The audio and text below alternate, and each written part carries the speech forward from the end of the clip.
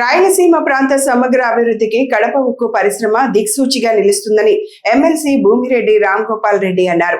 Media సమావేశంలో ఆయన మాట్లాడుతూ కడప ఉక్కు పరిశ్రమ ఏర్పాటు వల్ల పారిశ్రామిక అభివృద్ధితో పాటు స్థానిక యువతకు పెద్ద ఎత్తున ఉపాధి అవకాశాలు లభిస్తాయని పేర్కొన్నారు. రాయలసీమలో పెట్టుబడులు పెరిగి అనుబంధ పరిశ్రమలు అభివృద్ధి చెందడంతో ప్రాంత ఆర్థిక వ్యవస్థ బలోపేతం అవుతుందని ఆయన అభిప్రాయపడ్డారు. కడప ఉక్కు పరిశ్రమను వేగంగా పూర్తి చేసి ఉత్పత్తి ప్రారంభించే దిశగా ప్రభుత్వం అవసరమైన చర్యలు తీసుకోవాలని ఆయన కోరారు. రాయలసీమ ప్రాంత ప్రజలు ఎన్నో దశాబ్దాలుగా ఎదురు చూస్తున్న కడప ఉక్కు ఫ్యాక్టరీ నిర్మాణ ప్రక్రియ త్వరలోనే ప్రారంభమయ్యి ప్రజల ఆకాంక్షలను నెరవేర్చబోతూ ఉంది. దాదాపు రెండు దశాబ్దాల క్రితమే కడపలో ఉక్కు ఫ్యాక్టరీని నిర్మిస్తామని చెప్పి అప్పటి కాంగ్రెస్ ప్రభుత్వం రాయలసీమ ప్రాంత ప్రజానీకానికి ద్రోహం చేయడం జరిగింది.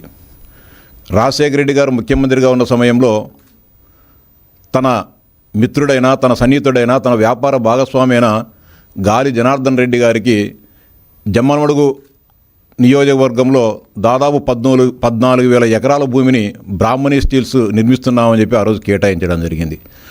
అదేవిధంగా దానికి క్యాప్టివ్ మైన్స్ను కేటాయించి ఆ క్యాప్టివ్ మైన్స్ ద్వారా పరిశ్రమను నిర్మించుకోకుండా, పరిశ్రమలో ఉక్కును తయారు చేయకోకుండా, ఎలాంటి పురోగతి లేకుండా వేల కోట్ల రూపాయలను ఓబులాపురం గనుల నుంచి దోపిడీ చేసిన చరిత్ర ఆ రోజు గాలి జనార్దన్ రెడ్డి గారిది, ఆయనకు ఒత్తాసు పలికిన రాజశేఖర రెడ్డి గారి.